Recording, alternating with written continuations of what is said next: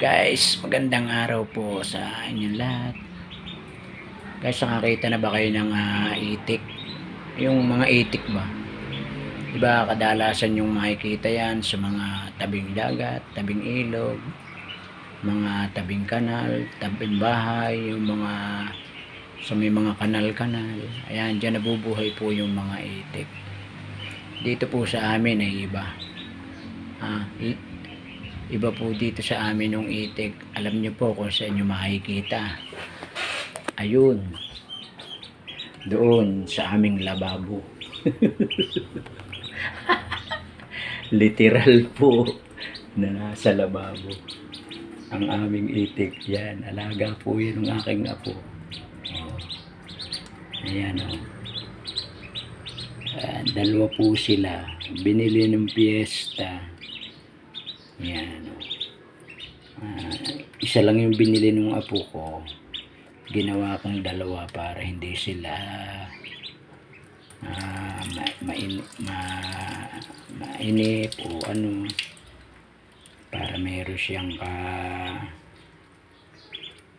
kayapusan at saka may kaagaw sa pagkain. Ayan literal po dyan nasa lababo. Ayan po, lababo namin yan. Ayan. Ayan guys ayan ang itik. May dalawang itik akong nakita. Maliit, matangkad silang dalawa.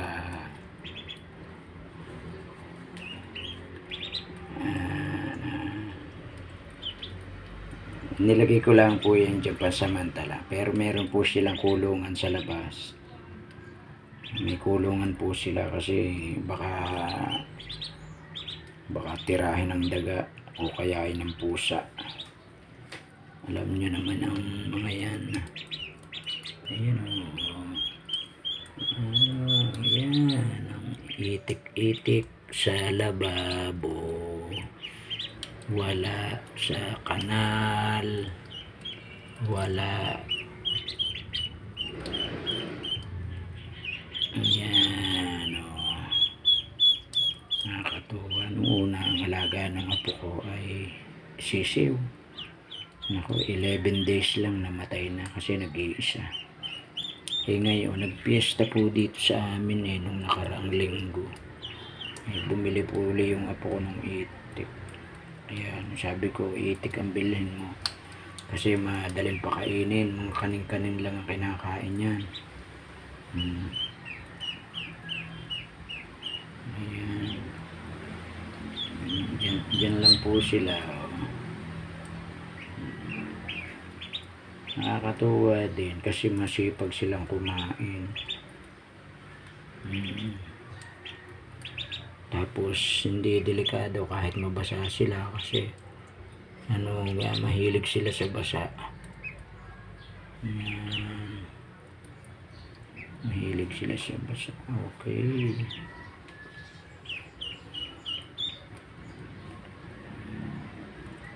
Ayan ang itik ng aking apo.